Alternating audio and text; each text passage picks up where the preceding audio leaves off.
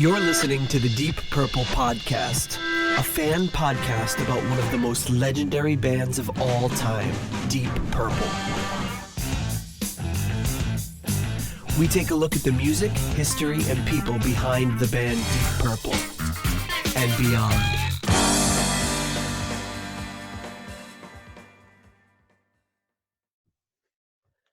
Welcome to the Deep Purple Podcast, the first and only podcast devoted to one of the greatest bands in rock history, Deep Purple.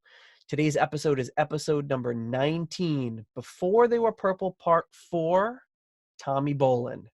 And coming to you from the suburbs of Chicago, I'm your host, Nathan Beaudry. And from the steamy suburbs of Rhode Island, I'm your co-host, Johnny the Farmer Matola. The Farmer. All right, that's a good one. Yeah, the Farmer. It's kind of... It's very rustic. Yeah. Do you think he was? Now, do you think that with all these Martin Birch names, like there's a story behind them? Or like it did... Oh, yeah. So I wonder what the story behind the Farmer is. There's got to be somewhere you can find out, because in this article that I read about him, all these nicknames that he got were for things that that happened during the production or whatever of the album. So there must be like maybe some shenanigans that he got into with the guys from Whitesnake or Iron Maiden or whoever he was working with at the time, and they were just like... They probably all directly came from like members of the band giving him that nickname. Yeah, probably, and you know, they were out cavorting or having a good time, and he'd already started with the whole nickname thing, and so they're like, man, this one we're gonna call you the Farmer because you, I don't know, you stole a tractor and drove it around drunk one night after we recorded. I don't know. Or maybe like he just like brought in some, like he maybe has like a garden at his house and he brought in like some peppers he'd grown or something, and they're like, Birchie thinks he's a farmer, we're gonna call him the Farmer now. Like just ribbing him for his new hobby. I think in this case either one seems plausible. And it could be plausible. Yours seems more... I don't know why there'd be a tractor like just hanging around somewhere. Unless he recorded on a farm somewhere. I don't know. Well, they were always recording in these weird like castles and places like that. So he might have had access. Maybe like got drunk and stole a tractor or something. Yeah, I'd like to think that one was true. Although him bringing in like some, you know, cucumbers from his garden or something like that would have been like, ha ha ha ha. It's like my father-in-law. He grows like all these like peppers, and then he like goes to like McDonald's drive-through and just gives them to the people working there. Like, hey, you like peppers? He just gives them the peppers through the drive-through window. I love that. So if you want to keep up to date on the show, this amazing show, if this is your first episode, you'll be like, what the hell are they? I thought I was going to hear about Deep Purple. So if you want to keep up to date on the show, you can subscribe on Apple Podcasts or whatever your podcatcher is. You can subscribe on YouTube or on Instagram, Twitter, Facebook. All the links to that great stuff and our extensive show notes are at deeppurplepodcast.com. And if you like what you hear and want to hear more, you could become a patron on Patreon for as little as $1 a month. And most importantly, please leave us a 5-star review on Apple Podcasts. Help new people discover the show. Lots of activity on social media this week. Not a ton probably to go over, but today was a huge landmark for me because the Deep Purple Podcast Twitter feed, which is a little less than 4 months old, just beat out my main Twitter account that I've had for like 13 years. That's number of followers. Wow. Well, I mean, more interaction in those 4 months than I did in the last 13 years on the other account, just because there's so much engagement. It's really cool. So thank you to everybody who's been following on Twitter. I was going to say, I'm sure that more people would be inclined to see the Deep Purple podcast and follow than just you. Correct. Especially since I probably spent the bulk of those 13 years averaging about 4 posts a year. I've only kind of semi-active for the past like year or two as I've gotten back onto Twitter. I took a very long hiatus. Went to Facebook before I abandoned that platform altogether.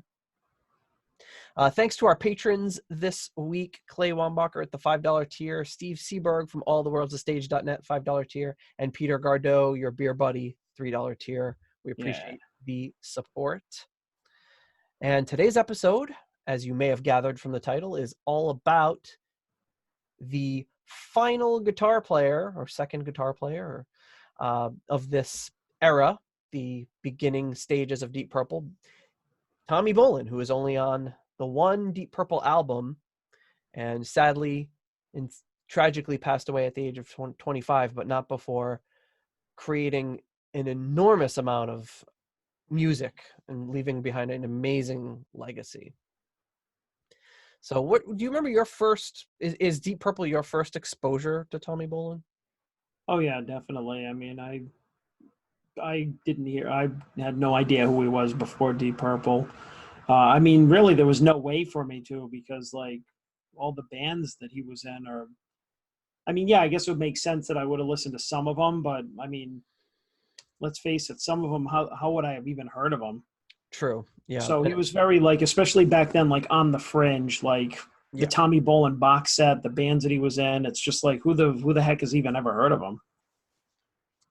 I think I might have heard a little bit of his James Gang stuff without really knowing that it was him at the time. Yeah. But yeah, I think my first exposure was Come Taste the Band, and sadly one of the last things that he did. Yeah. And he also put out a couple of great solo albums after Come Taste the Band as well. But we're not going to talk about those today. Well, yeah, I just remember going into, I think it was the Rhode Island Mall or the Warwick Mall, whichever one it was that had. I always had the trouble between them because they were right next door to each other. They were both in Warwick, so it's hard to tell which one's Rhode Island and which one. They're both in Rhode Island. They're both in Warwick. Yeah, the two malls, the Warwick Mall, right next to each other. Yeah. And there was a record store or tape store, whatever, at the time. And I want to say that whichever one it was, I used to always go over and like, and at that time the mall was booming. Mm-hmm. Still malls did that. Yeah, people were just like in record stores all the time and everything. And at this point, let's clarify that people were buying cassettes and CDs, not records.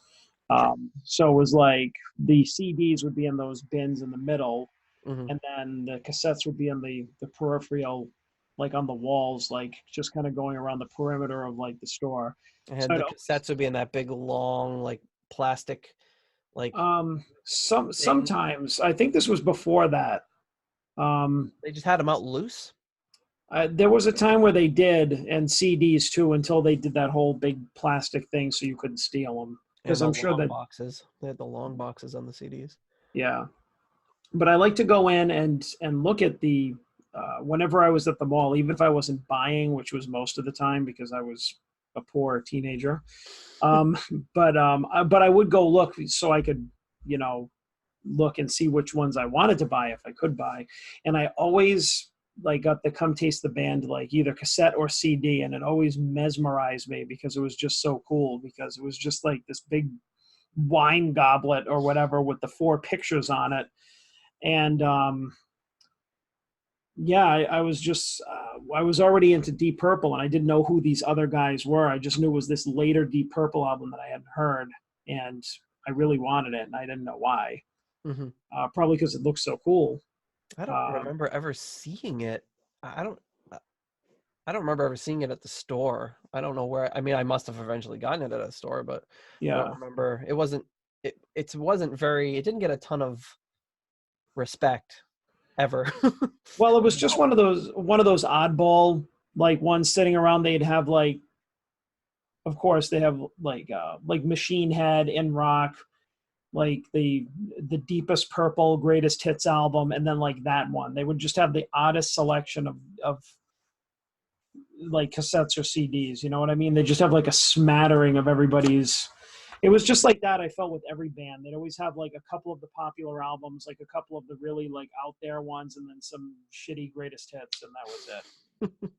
And like it's your typical like tape world or whatever, It was always random. It was never like a complete discography of a band. It was just these whatever they had in stock at the moment.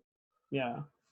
I've spent the last week since our last recording listening to every Tommy Bolin album including Come Taste the Band. I listened to his solo albums. I listened to his work with all of his other bands, just to kind of really get in the mind frame for this and just reappreciate how amazing he was. And we're going to get into just a little bit of that. We're going to explore some of the music he made, a little bit of the music he made with each one of these acts. And if you're familiar with the Ultimate boxed set, which came out, which was like it was a 2 CD set. I don't know why it was in that giant box. It looked like the size of a record. You have it around? Yeah, you know what? I actually think I should have thought of this beforehand. I actually think when I was redoing this room, I found it and I left it out somewhere. So wait a minute. Now that you mention it, I think I have it too in like a box of CDs my parents have brought over, but I forgot to put it up in the back there. Give me 1 second. I think I have it. Oh boy. Yeah, this is a very big a big deal. This really nice big box set. Had 2 CDs and a booklet in there, and it covered all of these acts he was with. Oh, you got it? Here it is. Oh, great. Let's get a look at that. Oh, yeah. I remember getting that at I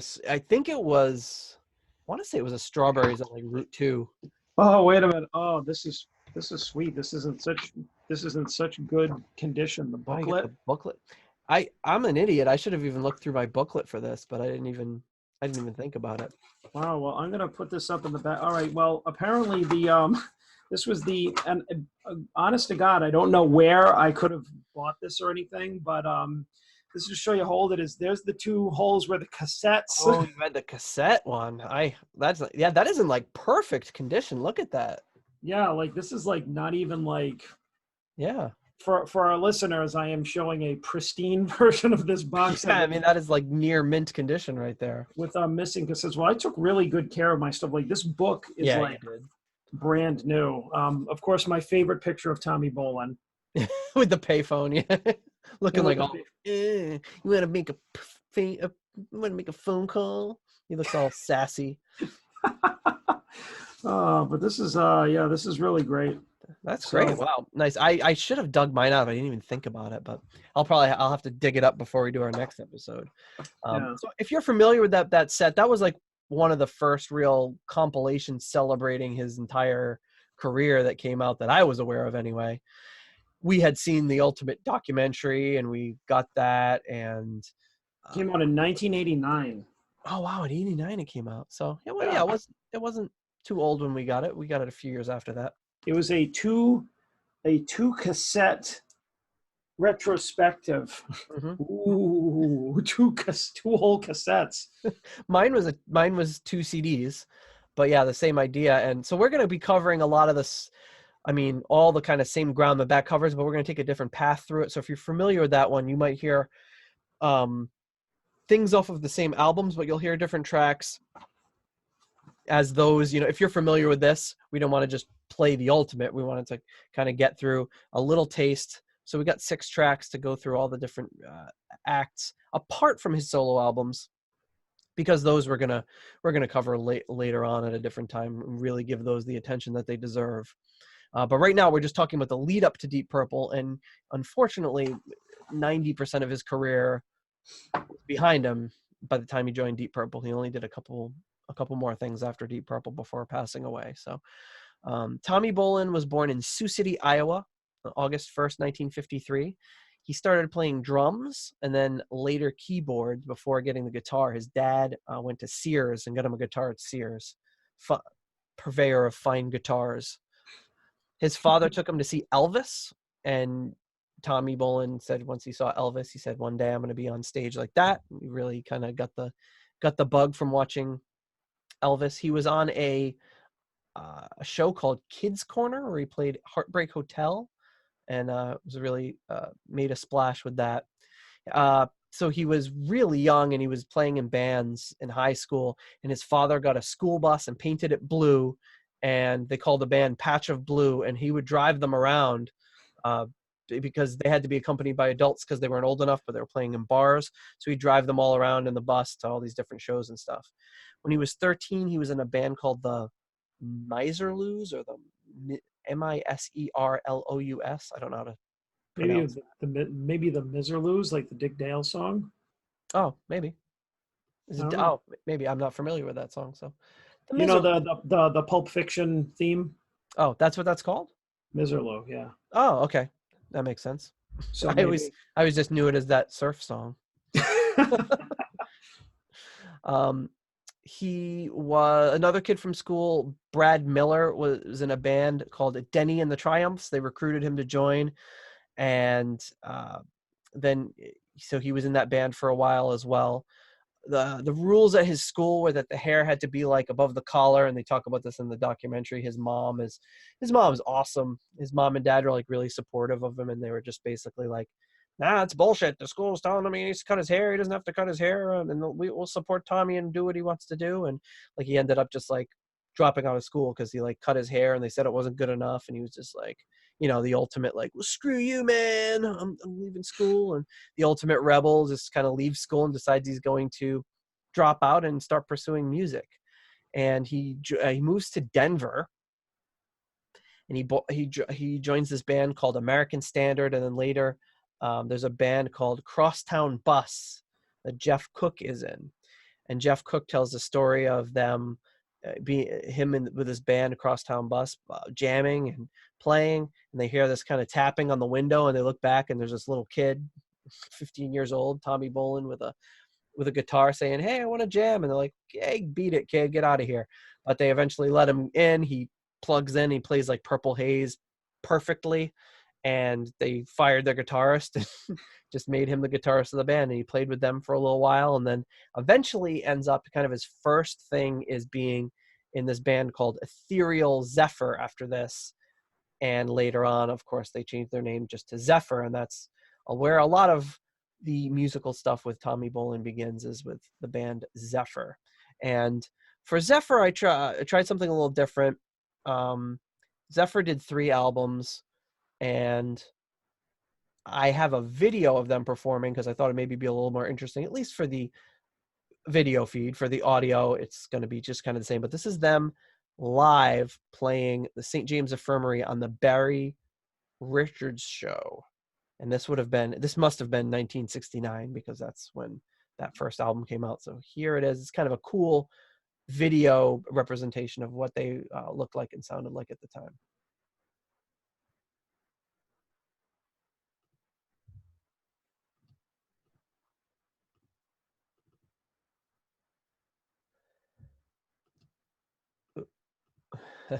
Whoops. Yep, sorry, I'm gonna start this over again because I messed it all up and it came up with some stupid update. So I'm gonna start it all up so you can hear the intro. And what year was this again? This would have been 1969, I guess. Get them to do a number for us. What are they gonna play? St. James Infirmary. That's where you're gonna end up if they don't sound good.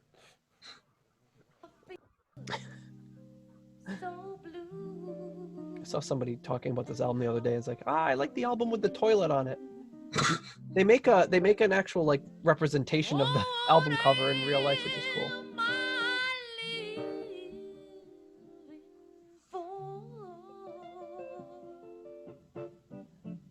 So that's Candy Givens, the singer, and who gets obviously compared to Janis Joplin a lot because it's very similar in tone. It's extremely cheesy video of them on a brick wall, kind of graffitiing the word Zephyr.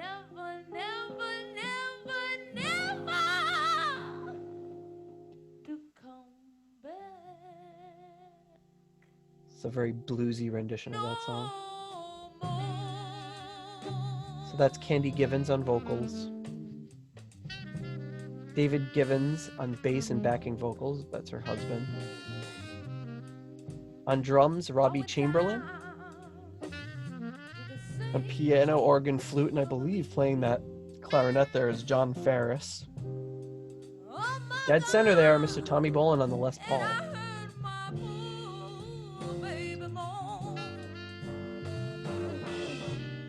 Oh, you're really good. This is really just kind of like 60s raw blue, like a jazzy blues type of thing.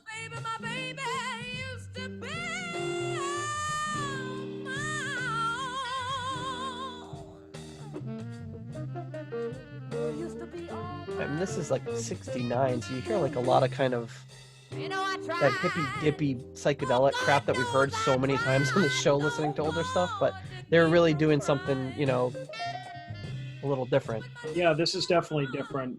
But you can tell by the visuals if you're watching this, it's definitely really hippy-dippy inspired, yeah.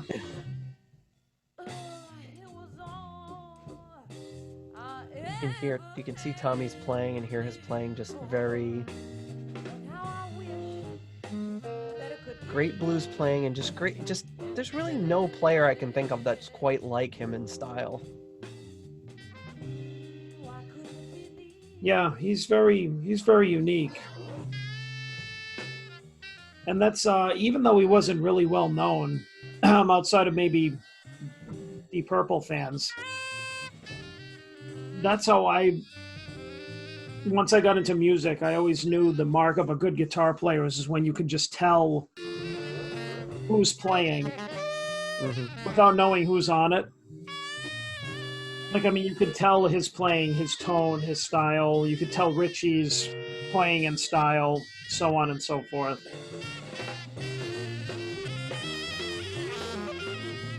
Kind of having a little jazz breakdown. I actually really like this. It's really good. I think it's very chill.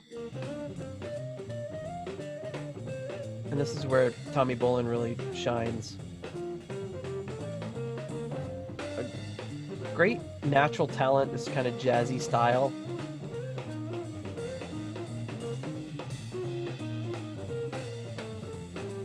But he didn't really seem to have a great deal of formal training. He just kind of figured out a lot of stuff on his own.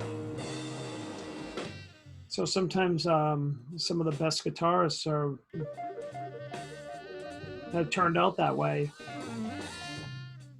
And Tommy Bolin is he's not a shredder, but he technically odd style of playing and all that, but such great instincts. Like a guy like him or Richie could be shredders, or could have been shredders. And thankfully they weren't. I mean, shredding wasn't really so much a thing back then. But I mean, they were like, what you're saying is they're technically proficient enough that if, like, I don't know, say they wanted to, they could have. Right. And we heard Richie shredding at the end of April on the Deep Purple album, you know, and pretty much, and that's like late 60s shredding. And then never really did it again after that. Yeah. Richie, the godfather of shred. Exactly.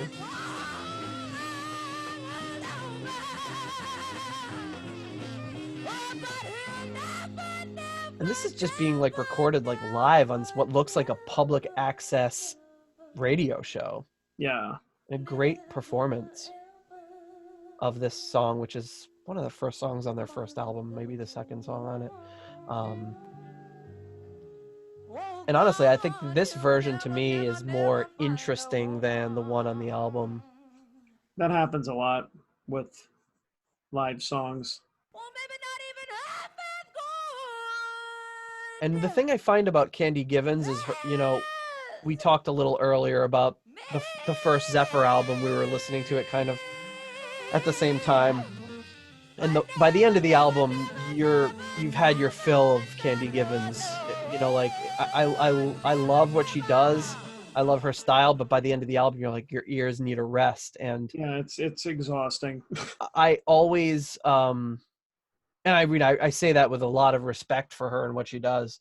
But you know, I always remembered the Going Back to Colorado album liking it more. So I went and listened to that and I'm like, oh my God, it was kind of like we talked about with Richie's playing in the early Deep Purple recordings, which is, it was a lot in the production, because that Going Back to Colorado, her voice is nothing like that. It's like EQ'd better. It doesn't cut through the mix. It's not like your ears need a rest after listening to that first album, because it's just like the whole time. And you're like, oh my God.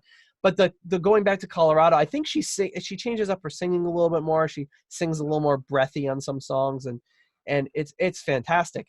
And I was shocked because until like a week ago, I thought they only had those 2 albums.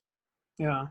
And it turns out they had a second album in between those 2 that for some reason, somewhere along the, I got my big stack of Deep Purple CDs in the background there. I never heard of it or got it. I got the Zephyr album. I got Going Back to Colorado, which I preferred and listened to probably more. And then they had an album in between called Sunset Ride. So I don't think I heard of that one. I never heard of it. And I don't know why, because I was always obsessively looking over this stuff. As soon as I heard about Tommy Bolin, I got all of his albums except Sunset Ride, apparently. And I got it early this week or last week, I can't remember. And I listened to it, and I think I like it better than the other 2. It's a fantastic album. Very well produced and interesting songs and really good stuff. So I'd highly recommend picking that Sunset Ride up. Huh. And both Sunset Ride and Going Back to Colorado, her voice is much better EQ'd. It's better in the mix. She's, I think she's always sung well. It doesn't wear on you the same way it does in that first album. Because man, by the time I got to the end of that, I needed a break. Oh, there is Sunset Ride. I never even knew that was. I wonder how that got past us. I don't know. I feel like somebody's like playing an elaborate joke on me, because like I thought for sure they only had those 2 albums for like whatever, how many years, since 25 years or whatever. I thought that. And well, you know what happens too a lot of times with albums, and I'm just guessing. There are albums like that are not widely available because the original record company went under, or somebody else owns the rights to it, and it's out of print, or so you never saw it or heard of it, or it's not considered part of the like official catalog. And one of the albums that makes me think of that has like nothing to do with the 60s is Ozzy's Speak of the Devil. oh yeah, and I loved that one. Yeah, Which I thought that was great. It was an awesome album, but apparently never considered like an official part of the Ozzy catalog. So they would always skip over it in like, in those early days in like the discography posters or things in magazines or whatever. And I was always like, well, how come they don't acknowledge that album? And yeah, you're right. Yep. And I think the first Judas Priest album was kind of the same thing. Either that, or sometimes they'll have like in that album, I think there were like 2 or 3 different album covers, or it's not always listed as part of their official discography, or it's not on like these days. It's like there'll be some things that aren't on Spotify for that reason, and which I just looked on Spotify and I did see that Zephyr album, which I'm gonna listen to it after. Yeah. But my guess is like maybe that's why we never heard of it, because I even remember going to record stores when Thayer Street was the big thing, the alternative to the mall.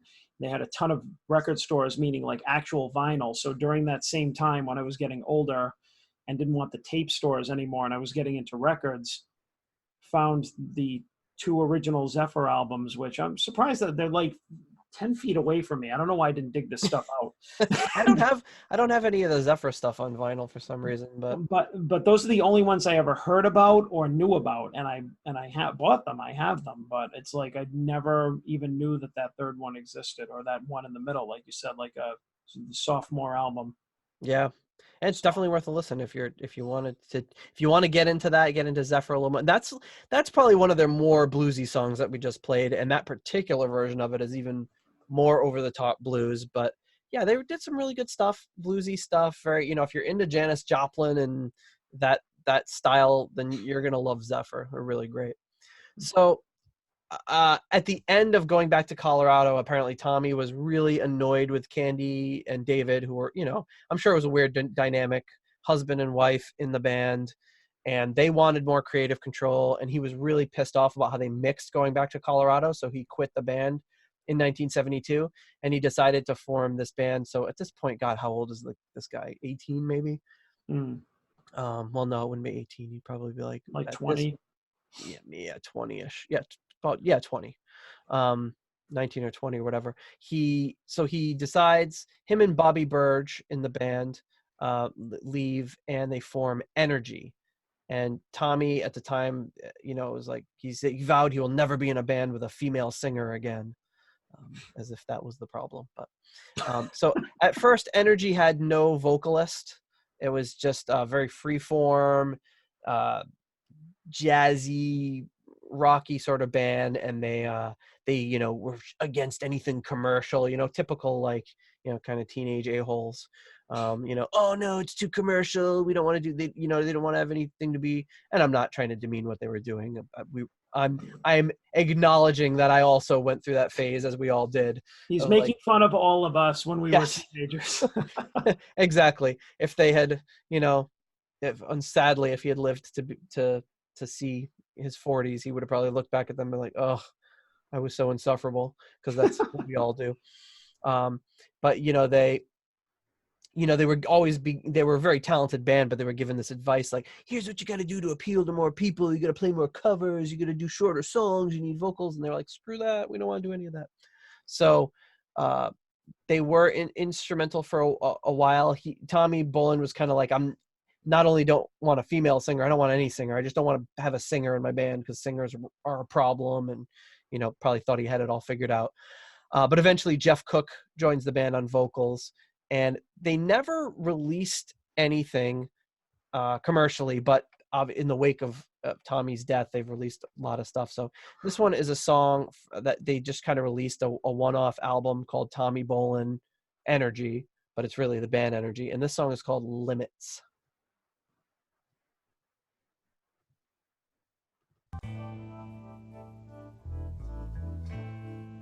It definitely has a lot of Tommy Bolin hallmarks on it. The cover looks like somebody like cut and pasted his head onto like a different body. It does. It does not look very expertly made. That's not a great cover.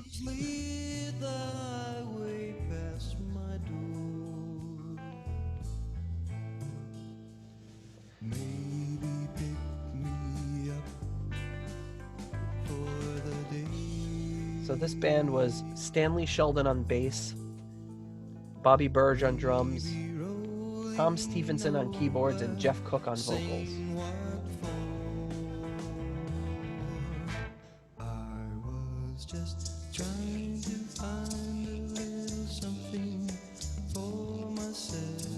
A different little vibe to the song. I kind of liked it.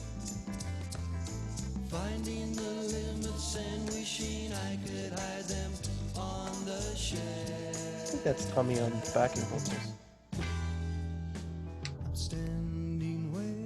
It sounds like so far a lot of his early stuff is really kind of this like poppy, jazzy type of stuff. Mm-hmm.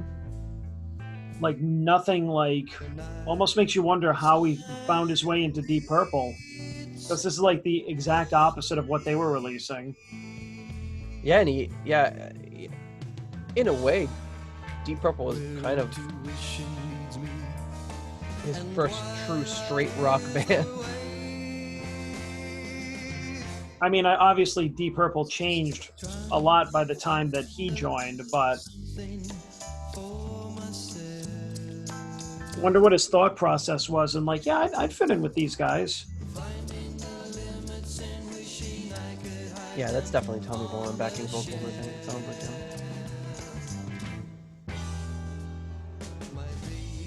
So this band eventually just called it quits in 1973. They couldn't get a record contract. But Jeff Cook in the Tommy Bolin documentary tells a story of how they were playing 2 shows in one night, and these record executives come to see them at their first show, and they said they just played incredibly. They told them it was as good as done. They had a record deal, and then the band was super excited. They went to celebrate. In between the 2 sets, they started drinking. They started drinking like grain alcohol. Oof. They went and played their second show and completely bombed it, like just like falling over drunk and everything. And they didn't realize that the record executives were still there. And they saw the second show as well, so they canceled it and they never got the contract. I think that story is like bullshit. Like, why would you do that? Like, why would you be like, yeah, you guys are as good as signed, and then they bomb a second set? It's like, did they even ask them why they bombed it? Like, yeah, do you guys party? Yeah? Oh, okay, then maybe that's why you sucked. Don't do that anymore. Yeah, like, at least when you go in the studio, like, if they saw that they could be that good once, I wonder why. I don't know. I'd heard that story for years, and I'm just like, oh, they blew it. Oh, oh, so close. But now I just think it's stupid. I like this guitar solo. Just doing all these like octaves.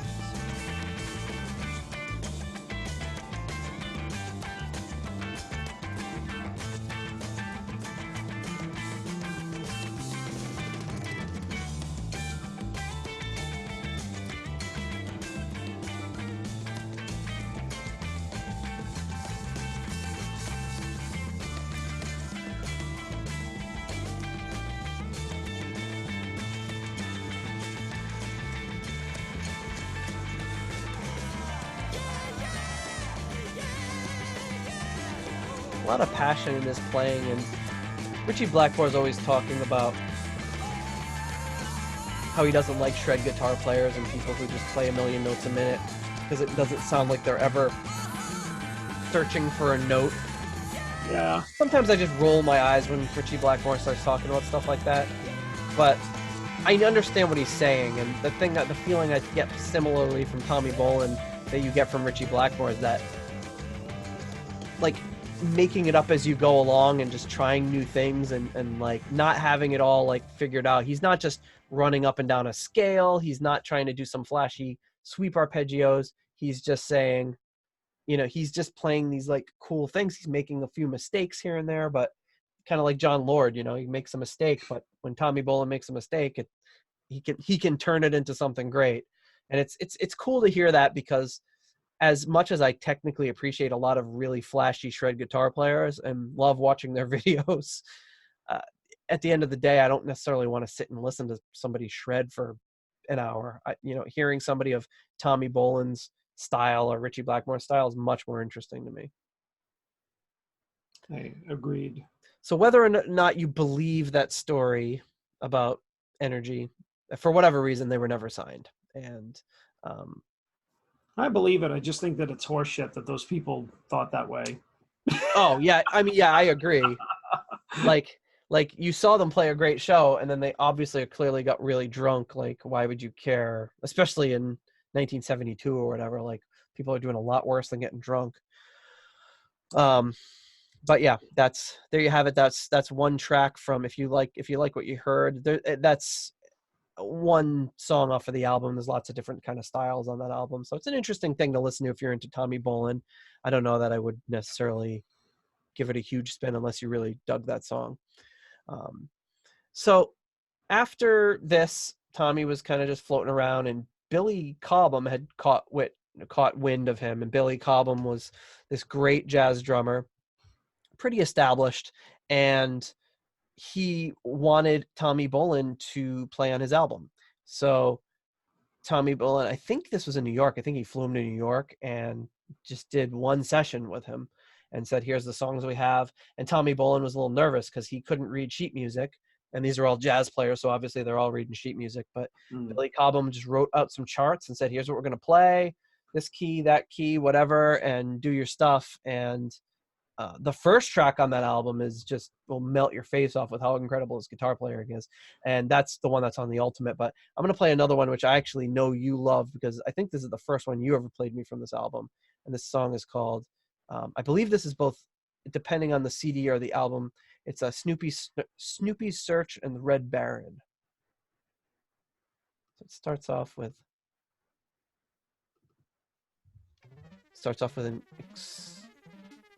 a little digital or analog synth sort of thing going on here.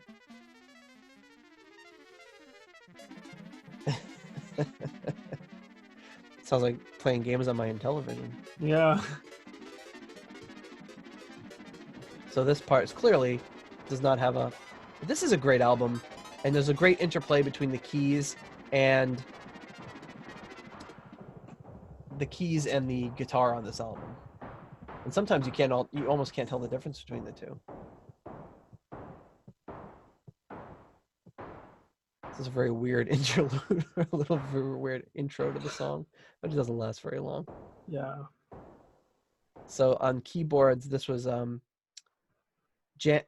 maybe Jan Hammer or Jan. Yeah, probably Jan because he's Czechoslovakian. Jan Hammer, who did all the keys. And here it kicks in.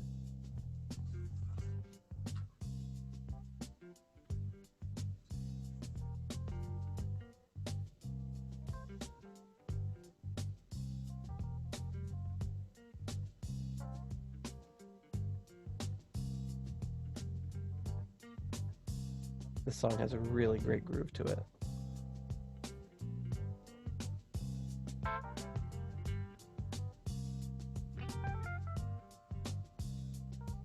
Well, so far you just see a theme in the type of music that Tommy Bolin is doing. It's jazzy. Yep. Although, I love this.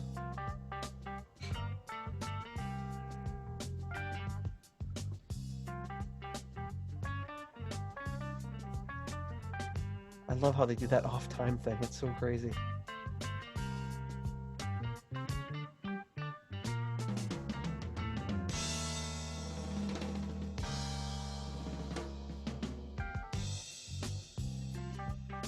That off-time thing gets me every time because they're in perfect unison, but it's not in time with anything. Listen to this.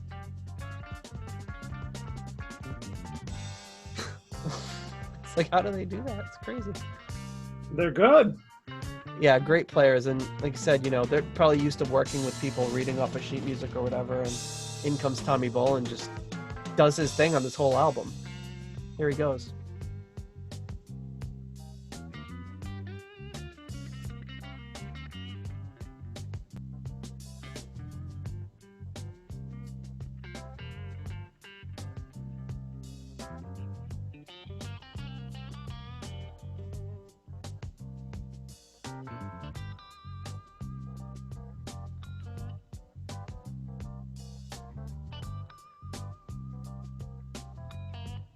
And this album gets a huge amount of play and puts his name on the map for a lot of people.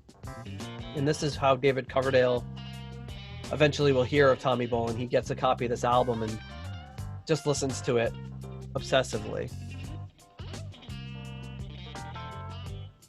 They talk even in one of the books I was reading about how when they wanted to get in touch with Tommy Bolin and have him come down and play with them, they had no idea who he was or what he looked like. And they knew they said at one point, they said, we didn't know if he was, you know, a 70-year-old African-American blues guitarist. They didn't know, they had no idea. They just knew his name and listened to him play. And were probably pretty astonished to find out how young he was. Yeah. So this is, I think this is the album closer. And it's a very, you know, it's just got the kind of this groove going on the whole time, and Tommy just playing over large parts of it. And that beginning song though is Quadrant 4, I think is the name of it. The start after the album where he's just all over the place and playing this really interesting, you know, guitar solos that unlike anything you really ever heard before. He's not using any of the standard cliches of blues or even jazz for that matter. He's doing his own thing.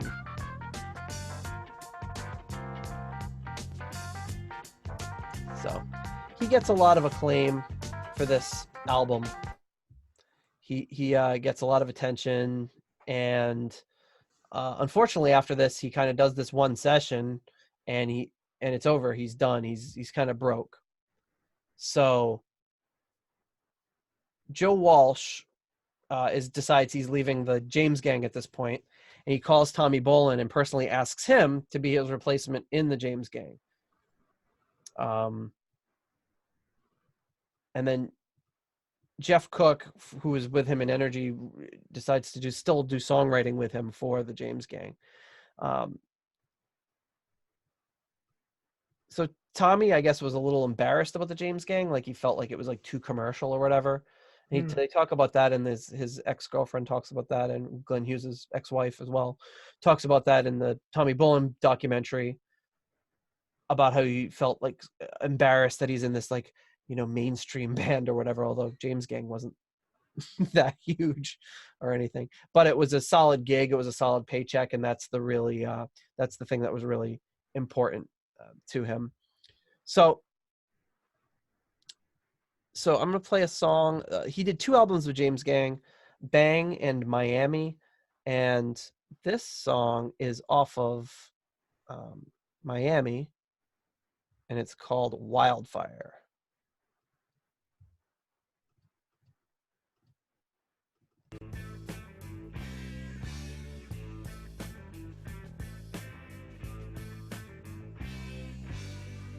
Oh, it sounds like Deep Purple.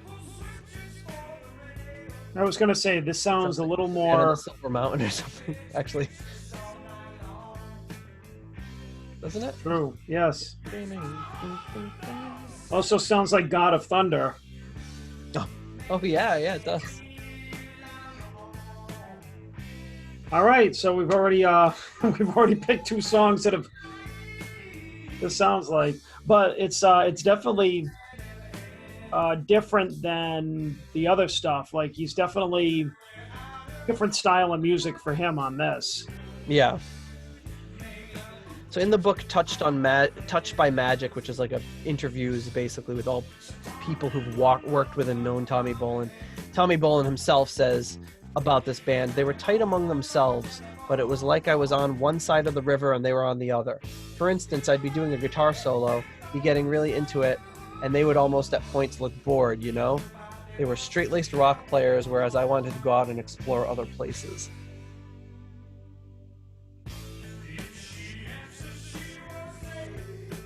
They had some really great songs in James Gang, though, and Tommy Bolin's song Alexis, I think, which he wrote with Jeff Cook, is a really beautiful song.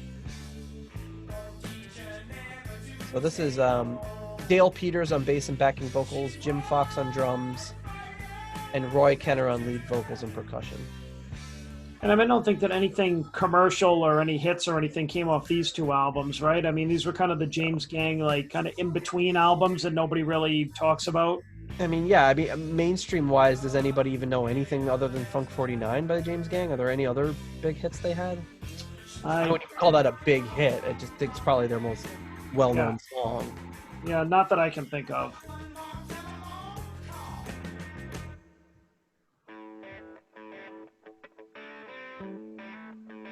I think he added a really great element rather to this band.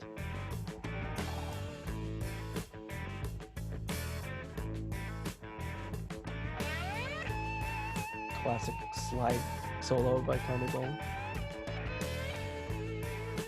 Yeah, this is more Tommy doing straight ahead rock, like the stuff he'd do in Deep Purple.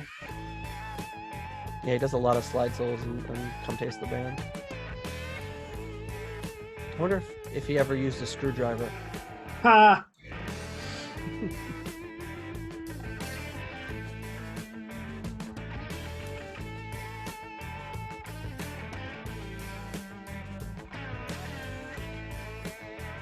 I still think every time I hear him play, though, I'm always astonished. It's just there's nothing cliche about anything he's doing. It's all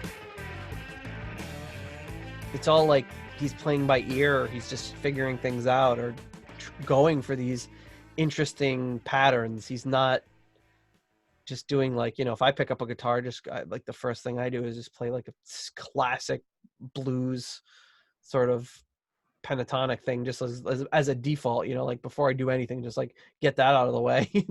Like he doesn't do that. He just goes to these other places that most people don't know. So that was a little sample of his work with James Gang. And after James Gang, Alphonse Mouzon got in touch with him and wanted him to play with him. So he hooked up with him, and in an album that, if you like Billy Cobham's Spectrum, then you'll probably like this album as well.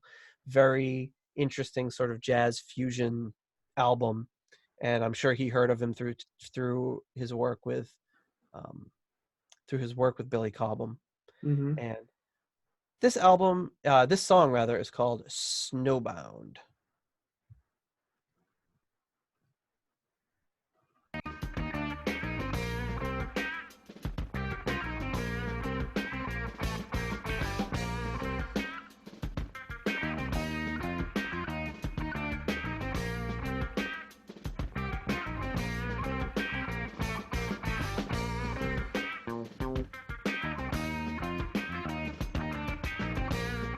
Tommy Bolin said, I did the Mind Transplant album with Alphonse Mouzon. I really like the LP, but every tune is about a minute too long.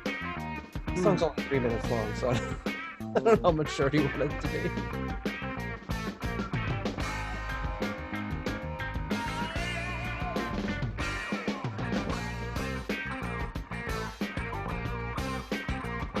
Do a little voice box in there. Yeah, that's what it sounds like, right?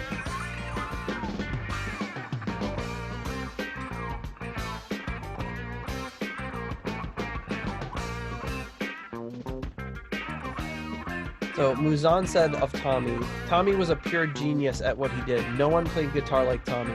Tommy was always funny and making jokes. He was really happy and sincere. It all showed in his guitar playing.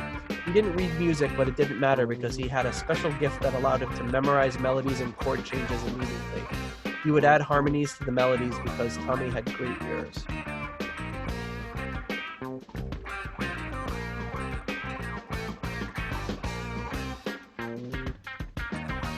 And this band is, or this album is Henry Davis on bass, Alphonse Mouzon on drums, and Jerry Peters on organ.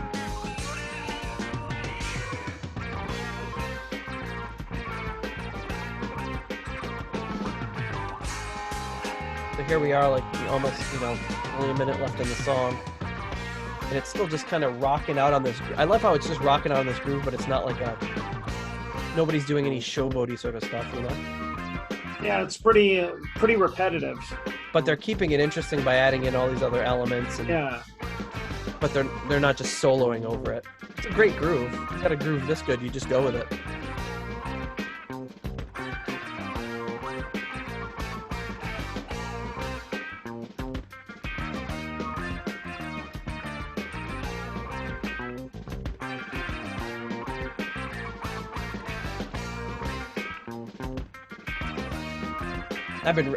I listened to this album a couple of times this week because I'm really digging it.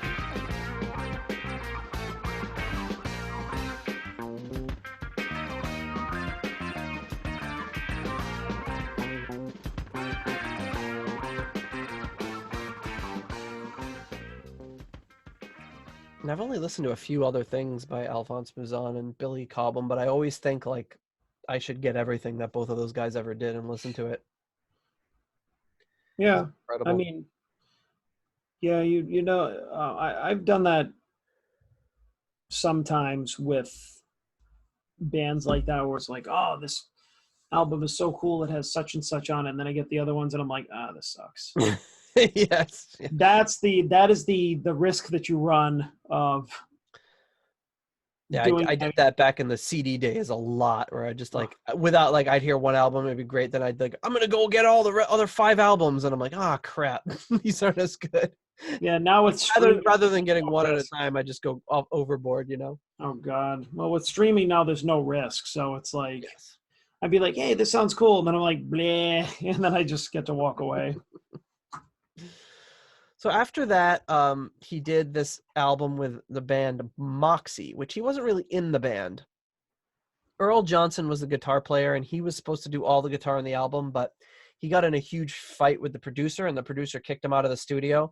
So Bolin was like nearby in like a studio around, and the manager of the band had been one of the managers on the road with the James Gang. And he says, hey, Tommy Bolin's around. I know him. This guy's a really great guitar player. So why don't you just have him come in here and do all the guitar solos for you? They said, okay, cool. So this is an album I really love, the Moxie album. And I listened to this album. I wore it out so much. I listened to it. And it always to me sounded like early Motley Crue. Like Motley Crue's influence came from this album and this album alone. Like the singer sounds like a young Vince Neil, and they're doing some cool stuff. So, so this is a song from the album called Moonrider.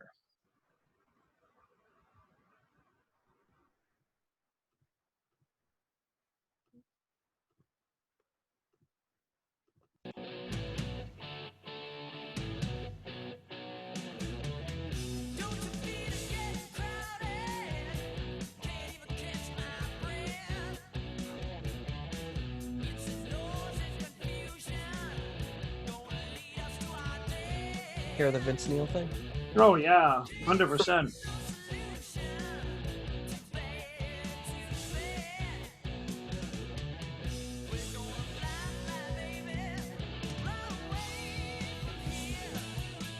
And if Tommy hadn't come in and done this, bailed them out on this album, I don't think anyone would have ever heard of Moxie, unfortunately.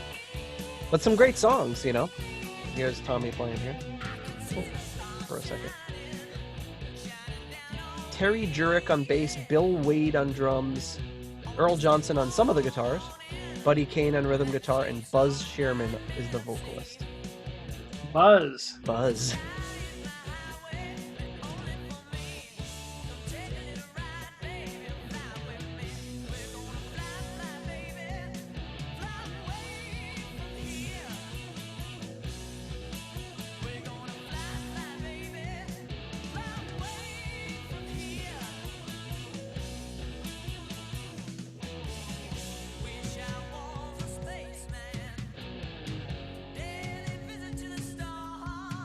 So Earl Johnson says, regarding Tommy, I loved his playing, but never met him personally, and I wish I had. I wrote about 95% of Moxie's first album as a guitar player. So the guitar player never met this guy. No, and I think they let him in the band back after this. I think he it was a good learning experience getting. Oh yeah, he says here, right? It actually made me a better player as I felt challenged and knew I had to improve my playing. Tommy had a great feel and style, and I admired him for that. Pretty good attitude about getting all his guitar work done for him on the album. Yeah.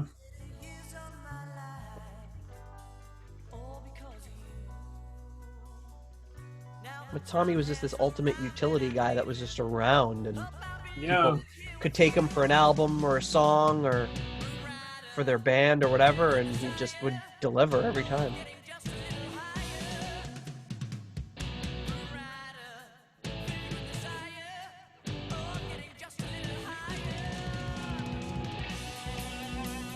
Here we go.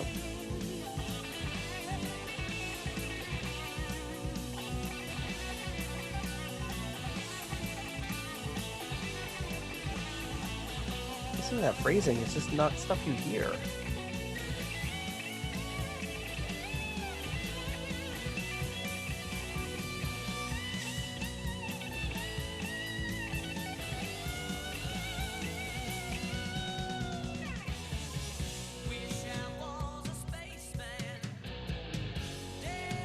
I could hear 100 other guitar players doing just a standard guitar solo over that, which would have been totally fine. Yeah.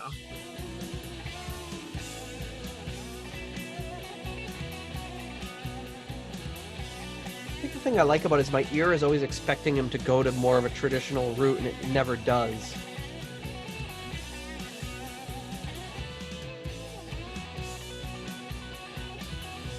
I think he does something there that's kind of standard.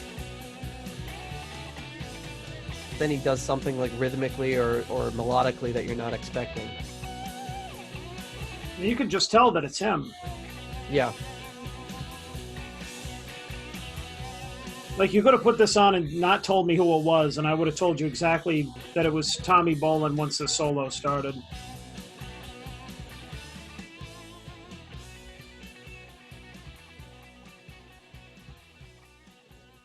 Some really great stuff there in the fade out too. Yeah. But man, that would be hard to have your guitar playing replaced with Tommy Bolin. Yeah, I wouldn't have been as understanding. I would have been pissed. It was weird they never took him in the band or anything, but so right. So after that, that's Coverdale, like I said, catches wind of Tommy Bolin through Spectrum and Mind Plant album and really wanted him in the band. He said, I was impressed with his work, and I had no idea if he was a 70-year-old African-American. I had no idea, he said. Everyone was impressed with him, so they sent out the word that they wanted to meet with him and audition. So Tommy had only really seen the California Jam, and he knew Smoke on the Water, but really didn't know Deep Purple, didn't know their stuff.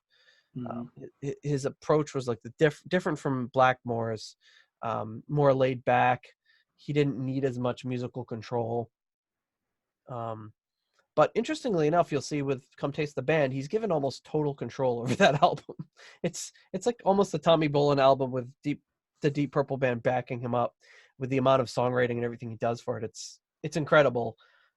At that age and coming into a super established band, I mean, how old would he would have been like 15 when Deep Purple formed. Yeah. So Blackmore says about Tommy Bolin, he says, this is after they added Tommy Bolin to the band. Blackmore says, Tommy Bolin is very good. He's one of the best. I think Purple will probably be quite happy with him. He can handle a lot of stuff, including funk and jazz. Maybe they'll turn into a rather different band, but I really don't think so. I think they know that if they did that, they'd just be another funk band. They'll still keep to the rock side of things, I'm sure of it. In fact, the next album will probably be a lot rockier than my last record with them, Stormbringer. So throwing a little shade at Stormbringer like he likes to do. Wow, yeah, but I mean, I was expecting when you said Blackmore said about Tommy Bolin, I'm like, oh, here we go. But it was actually. Well, he was, and one thing I didn't realize, he was friends with Tommy Bolin, and I wish well, I mean, not like huge friends, but they knew each other and had met. And he tells this story in one of the interviews that I should have gotten a clip for it, where he goes to like Tommy Bolin's house because Tommy Bolin's like, hey, come check out my guitars. He's like, okay. So he goes to Tommy Bolin's house and he says there was like nothing there. It was just like some pillows on the floor. And Tommy Bolin like brings out his guitar, and Richie Blackmore says there was like an inch of like crusted dirt on all the strings. And he's like, you should probably, these strings are pretty dirty. And Tommy Bolin was like, oh, do you think I should change them? Like, what? But he was still great. So they knew, I like that Blackmore had a lot of respect for Tommy Bolin, and a lot of people do. He's kind of like a guitar player's guitar player. He's not a name like Hendrix or anything, but he was, he reminds me of Hendrix a lot in the way that he's not, even though Hendrix was very bluesy and stuff, he's not playing just the same old thing, kind of like Hendrix. He had this very, very different style that really made him stand out. Yes. Of course, he does not get the airplay that Hendrix did. But so anyway, that's kind of a little quick rundown of Tommy Bolin and what he was up to leading up to his acquisition by Deep Purple. And you got a little bit of a taste for all those different things. So you've got 2 James Gang albums in there, the Energy album, 3 Zephyr albums, Mind Transplant with Alphonse Mouzon, Spectrum, and then the Moxie album. So a lot of material. And then after Deep Purple, or concurrent with and after Deep Purple, he would do 2 solo albums, Teaser and Private Eyes, before he sadly passed away. That's it, Tommy Bolin. Quick and easy run up to our next episode, which will be Come Taste the Band, which we will hear more Tommy Bolin. More Tommy Bolin. And some stuff going on in the news. Well, just one news item for today, but an interesting one, which is I won't be able to find because I have lost it. But I saw this. I was very intrigued. If I can just find out where I put it. So maybe this is it. Yes. Bernie Marsden has a book, and it's going to be getting released in November, which I'm really excited about. And the book is called Where's My Guitar? So I got this notice. I immediately went to Amazon, and it's like not even available for pre-order yet. So I just did that thing where you like enter in your email address. I'm like, give me this book as soon as it comes out. So it's described as a fascinating insight into the golden age of 1970s and 80s rock and roll, told through the eyes of music legend Bernie Marsden, and most notably his role in establishing one of the world's most famous rock bands of all time, Whitesnake. Yeah. Bernie Marsden is a musical treasure. This is a quote from Steve Lukather. Bernie Marsden is a musical treasure. I don't think people know all he has done and just how much he was part of the early British rock scene to present day. It's all in here. Read this book. Touring with AC/DC, befriending the Beatles, and writing one of the world's most iconic rock songs. This is the story of a young boy from a small town who dreamt of one day playing the guitar for a living and ended up a rock and roll legend. So, some interesting stuff about his exploits with Ringo Starr, Elton John, Cozy Powell, Ozzy, B.B. King, and John Lord. And there you have it, Bernie Marsden. If you're into that stuff, I can't wait to read this one. I love Bernie Marsden, and I love his work with Pace Ashton Lord and Whitesnake and everything he's done. So And finally, a cool cover too. It's a great cover. Yeah. It's where I like "Where's my guitar?" and the question mark is like the white snake question mark form. Well, I mean, I just like when, I don't know, they release books or albums or whatever, and like sometimes the picture that they pick or whatever, it just looks stupid. And I mean, this one looks kind of cool. So Yeah, just wearing that ready and willing t-shirt. yeah, He's wearing, playing on his Les Paul there. It's a great picture. Yep, Ready and Willing, another hornball David Coverdale title, no doubt. David the Hornball Coverdale. No, I'm sure that's not what he meant. Well, I mean, let's. Well, I mean, once we do get to the White Snake episode, I mean, let's face it, it's going to be because there's like David Coverdale, White Snake, North Winds. Okay, kind of boring. Then you get into like White Snake. Well, then you get like Come and Get It, Slide It In, The Love Hunter. Like it's just all this, and then just like White Snake, which I mean, by 1987, it's like what happened? Did he lose? Yeah, they just went with that classic, whatever it is, gray rock with the little the White Snake medallion almost. But yeah, all these really suggestive album covers with women doing weird things with snakes. And then he got back to it though with Slip of the Tongue, classic. Mm-hmm. Yeah. I mean, later years, Coverdale Page, that was kind of a letdown. There's nothing really sexual about that. I know, right? He's got to get back to that. Maybe his libido is slowing down, although based on his Twitter feed, it doesn't seem to be. Well, I mean, it's not only that, but I mean, his just brain is like, there's something wrong with it. According, based on his Twitter feed, there's like, he's going like insane. Never mind his libido. He's just a freaking wacko. Yeah, a lot of very weird memes that he posts. It's just memes like your aunt or uncle post on Facebook, and you kind of roll your eyes, but then you're like, oh, this is David Coverdale posting this, who would be our aunt or uncle, like age-wise. Well, I mean, the one that he posted, the woman with the Photoshop tits, was like going over the bumpy road. It's like wah wah, Yeah, that was definitely one of his better ones. And the reason I had sent that one to you is because I remembered that he had posted it like a month earlier, and I was like, wait a second. He's like, I know I've seen this before, and I know it was him that posted it. So it's almost like makes you wonder, did he like it so much he posted it again, or did he see it again and completely forget that he had already posted it? I think that either scenario is funny. Is that he's just like, I want to post the meme with the girl with the big titties again, or wow, look at that girl with the big titties, and then posted it and completely forgot that he already posted it because he just looked at so many big titties that in his lifetime that he's just like.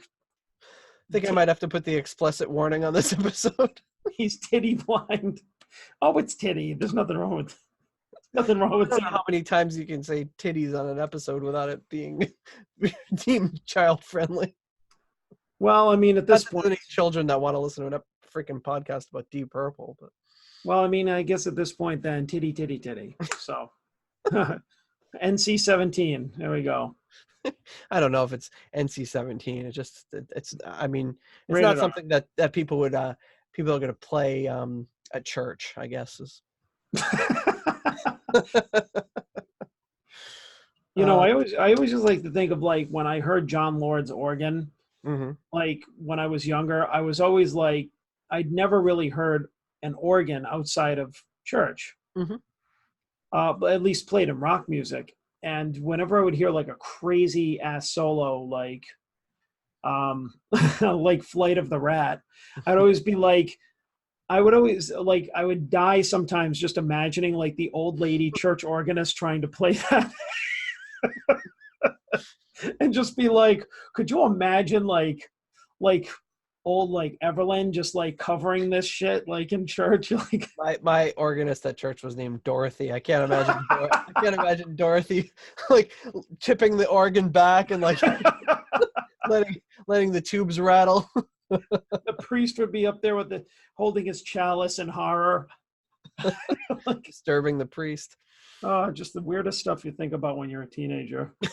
It would be awesome. Busted some of that out. Oh, but anyway, I digress. All right. In Purple history this week, the week this comes out, will be September 2nd through September 8th. And on September 5th, 1945, this gentleman was born, and that is Mick Underwood, who would be he first comes on the scene as the drummer for the Outlaws with Ritchie Blackmore, and I think it was 1963, 64. He's later in episode 6. He's in he's in the Ian Gillan band and in Gillan, right? He's in Gillan as well, right? At one point. Oh, I'm not sure. Maybe not the whole lineup, but so he's a fixture on the Deep Purple extended family. Great drummer there. I think I had read too that he was originally considered for Led Zeppelin before they went with John Bonham. Huh. I could be making that up, but I think I read that somewhere. Reading too many books at the same time. Yeah, your information's getting all cross-pollinated. It is. And then on September 4th and September 6th, 1986, the live performance that would end up being Deep Purple's Nobody's Perfect album, which was one of the first Deep Purple albums I ever heard or listened to. I just thought this was a weird album cover. Very weird album cover. You've got a fish that seems to be pooping out the Leaning Tower of Pisa, and there's like a pressure cooker behind it that's connected to, there's like at least 2 dice, but they're spherical dice that have like the standard like 1 through 5 on them, and it's floating down like a highway. Yeah, I feel like if you left all that weird crap over on like the left out and it was just the highway with all the purple, it might have been a cooler cover. Well, maybe it's, Nobody's Perfect is round dice, not perfect. Leaning Tower of Pisa, not perfect because it's falling over. I don't know about that bass, what the problem with that bass is. Is there a pencil on it too? It looks like there's a pencil on the fish. I don't know. Maybe that's like a I don't know. Maybe there was a recall on that pressure cooker because it was exploding. Who knows? And then there's something about that sign, I think, says like Deep Purple on it. And then there's like, it looks like there's a sun or a moon setting in the distance. So, But yeah, it's like all those things that are imperfect kind of make sense when you think about it that way. But then you're like, well, what's wrong with that road? The road's fine. I don't know. It is a weird album cover. Except all that weird shit's floating over it. That's Yeah. what's wrong with the road. But I have fond memories of this album and this album cover, as it kind of was one of my first, if not my first, introduction to the Deep Purple band proper. And then on September 3rd, 2010, very recently, Blackmore's Night releases the album Autumn Sky, which I am not familiar with at all. I have to. Neither am I. Myself. We are other. I'm very familiar with the first Blackmore's Night album, but not much else after that, other than the little bits and pieces I've heard here and there. So I might have heard like half a song from one of them, and then I turned it off. It's definitely not your style. It's not for me. No, at all. It's not for everybody.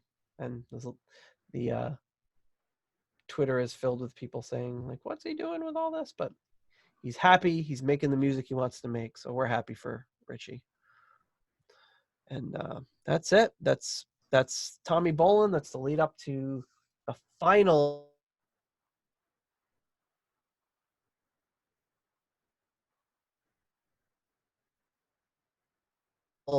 Oh, okay. 1 second. Whoa, that was just a really long lag right there. Okay, let's hopefully this starts back up. That was a very bad sort of thing that just happened. Wait, give me 1 second here.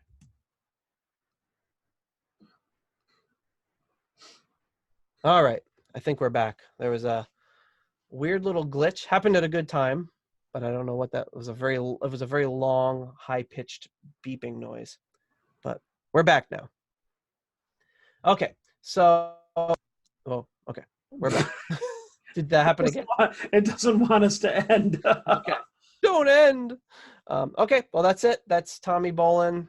That's the and like I said, next week we'll jump into the rest of the remaining Deep Purple album that we have left to discuss. And until next week, have a great evening. And next week we'll talk about Come Taste the Band. Adios.